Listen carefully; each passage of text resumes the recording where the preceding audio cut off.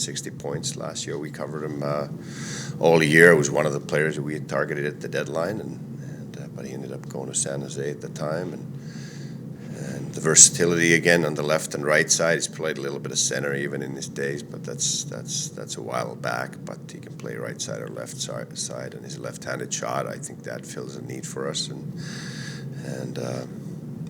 we like the player a lot. Can you confirm the late night run at Artemi and what your feeling was last night about the chances of trying to re-sign him? I don't want to get into the details, but we had said all along that we'll do everything we can to keep him, and we showed that even at the last day of it. And we're committed to winning, and the ownership's on board, and that's what we did. And we tried everything we could, and I can go to bed every night and sleep well, thinking that we did everything we could to keep a good player we like.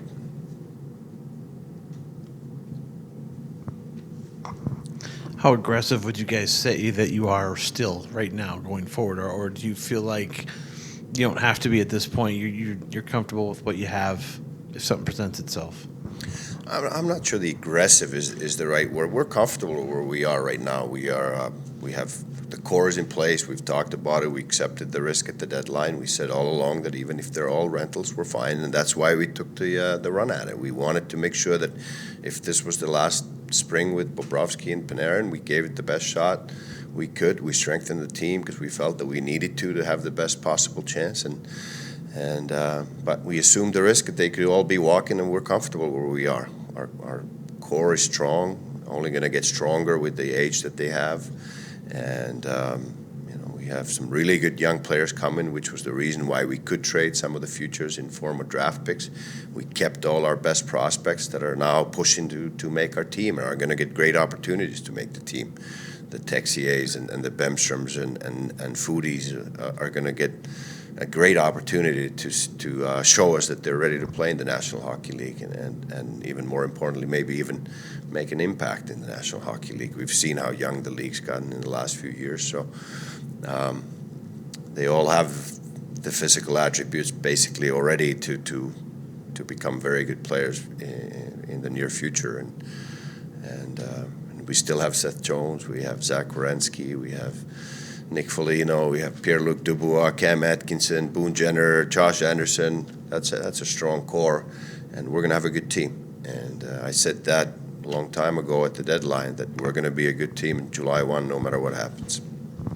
When you talked about your confidence in the team, what gives you confidence in your goaltenders, whoever they are, next season?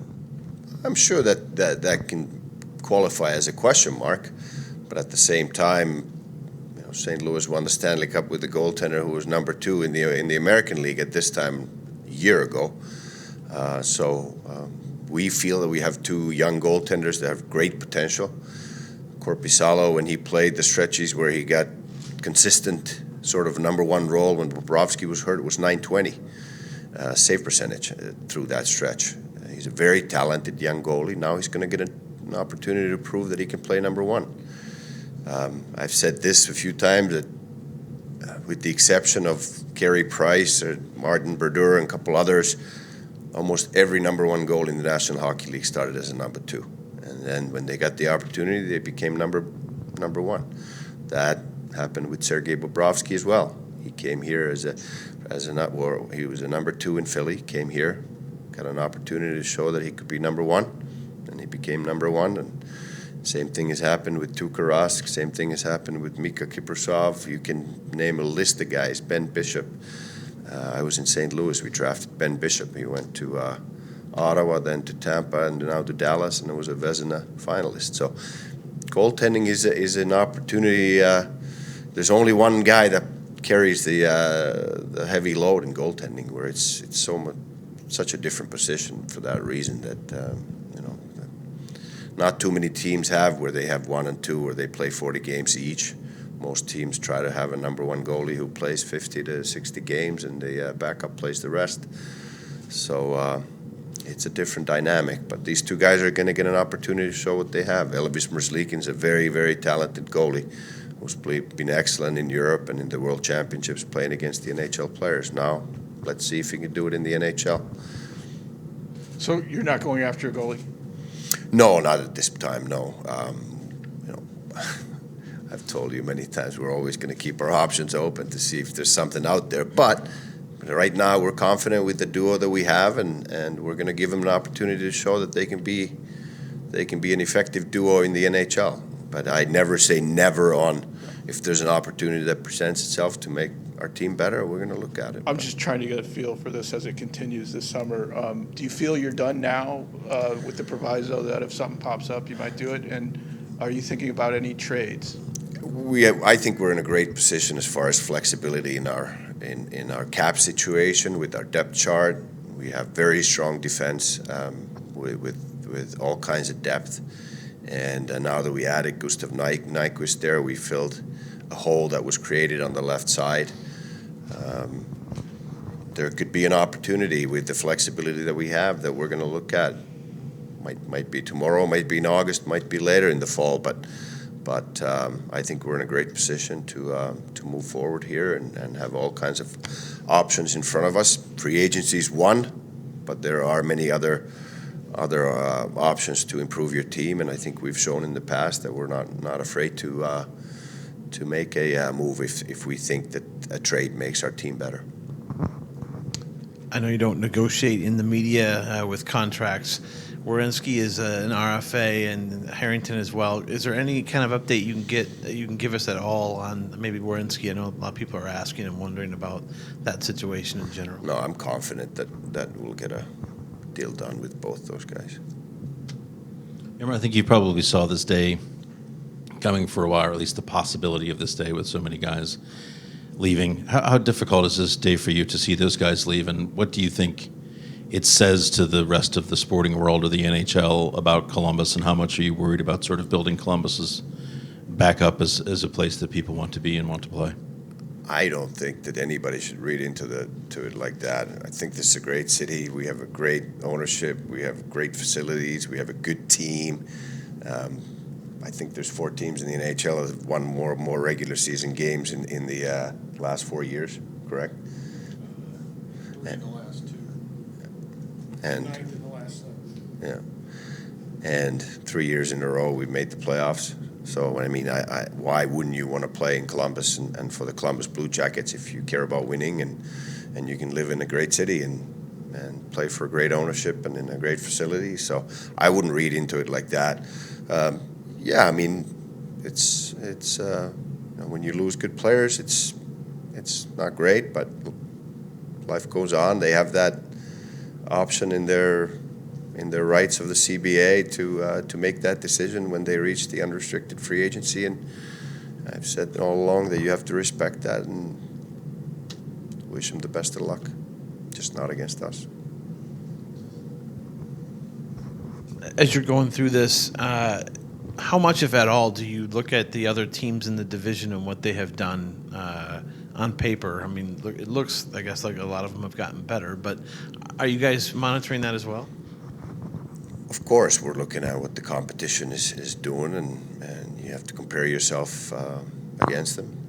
I could compare our defense against anybody. As we mentioned, goaltending could be a little bit of a question mark, but it could also become a strength of ours quickly when these guys get an opportunity. Our forward group's strong too. We've strengthened it with one player. We've lost some players from there. Some young, great prospects are going to get an opportunity to play. I feel very confident about our team, and we're not going to be done again for the team of 1920 until the deadline. So we'll see where this goes, and there's going to be a lot of great opportunities for players here, older, younger, to grab that ice time that's left by the players that departed, and I'm always a big believer in that. I don't believe in one individual or two individual, whether they're coming or going, that are going to be the only difference maker in how the team does. I believe in a team. I really do, and I always say it, that hockey is such a great team sport. I do believe that the teams win the championships. You know, example of Tavares goes into Toronto as a great player, and Bozak leaves and goes to St. Louis and wins the cup. It doesn't always mean that one player added or subtracted is going to make the big difference. We're going to have to play good as a team again, and we have a great coach, we're going to be a good team. Doesn't sound like there's a specific goal or need as you look to the rest of the summer then, in terms of your lineup. I think we You have a don't think strong you have team. any I mean, voids, I yeah. don't think that we have any huge holes. We added a good player into our lineup today, in Gus Nyquist, and we're excited to have him. He's excited to come here. He's just had a newborn baby, and him and his wife are really excited to come to Columbus, and we're excited to have him. But again, I think we're in a great position with the flexibility that we have to make some moves to whether it's through free agency or a trade to make our team stronger. If we look at it, if we can see an opportunity that makes sense for us, we'll be working on it. I assume I don't want to assume, you had any discussion with JD about Panarin? No.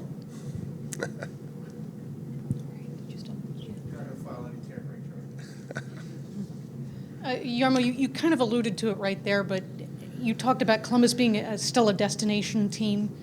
Did you have to address any concerns with Gustav, or was he He was really excited. buying into that vision that you have from the jump? He was excited about this opportunity, and I don't think that the players that departed had anything against Columbus. They just, sometimes people make their life choices on different things that interest them, and I'm not the guy to judge on what your priorities are or what the priorities of Panarin and his girlfriend and Bobrovsky and his wife are. They're entitled to decide on whatever is important to them, and I don't hold a grudge against them because of their destination of choice, whether it's because of geography or whatever it is. But I happen to love Columbus, and it's a great city, and I know a lot of the guys that are here are proud to be residents of Columbus and proud to be playing for the Blue Jackets, and that's what we want from our guys. Yeah, I mean, you mentioned the strength of a team and how a team can carry you further in hockey than maybe it can as individuals. Are you looking forward to a season with less drama than you had last year? It seemed like last year was just caught up with all sorts of stuff at times other than hockey. Can you be better just by not having that to deal with? We'll see, but I think that we dealt with it the right way. I think the drama was sometimes maybe more outside the locker room than inside the locker room because we aired things out, and that's how Torts works. That's how I work, and I don't think we let it become a distraction. Does it sometimes take some energy that could have been channeled somewhere else? Maybe, but I think that we dealt with it and right away didn't let it become an elephant in the room, and it wasn't much of a concern for us inside the room, but I guess if you can have less drama, great. But sometimes it's good for the team too to go through some adversity and some maybe sometimes even conflict to air things out and then move forward as a tighter group because of it. Couple things. Just really quick, without getting into any specifics at all, do you have any irons in the fire right now that you're waiting on, like in the UFA market, that you're just kind of waiting to see what happens at all, or no? Can you answer that? No. No, I can't answer that. Okay. All right. And then getting back to the goalies, where does Veini Vehviläinen fit into this mix? I know you mentioned the two guys as the top. Is there a chance that he comes in here and kind of plays his way into the conversation? Absolutely. I think that he's going to be the wild card, probably. I don't think he's as high profile right now as the other two guys are with Merzlikins and his experience in the World Championships and in the Swiss League. But Veini Vehviläinen's been in the finals of the Finnish League twice, been named the best goaltender in the Finnish League 2 years in a row. And he's going to get an opportunity to compete against those two guys. And I think he's very driven to prove that he belongs in that conversation. And we'll see where he's at when the training camp starts. And he's a good goaltender. There's no question about that. Do you think he'll be healthy? Is he expected to be healthy by training camp? Yeah, he was basically healthy now, but because of the rehab and stuff, we kept him out of the competition. I'm wondering what Rick Nash has been like throughout this entire process, because this is, he wants to get into this front office type role, and this is his first time going through this end of free agency. Has he been much of an asset? Is he still learning? What's that been like? Oh, it's been great to have him around. He's got all kinds of knowledge on players and their backgrounds, and so he's been a great addition to our group so far, and it's great to have him around. Thanks. And I'm working on efforting an availability with Nyquist, so as soon as I can connect the dots with him, whatever. Like, or you can say.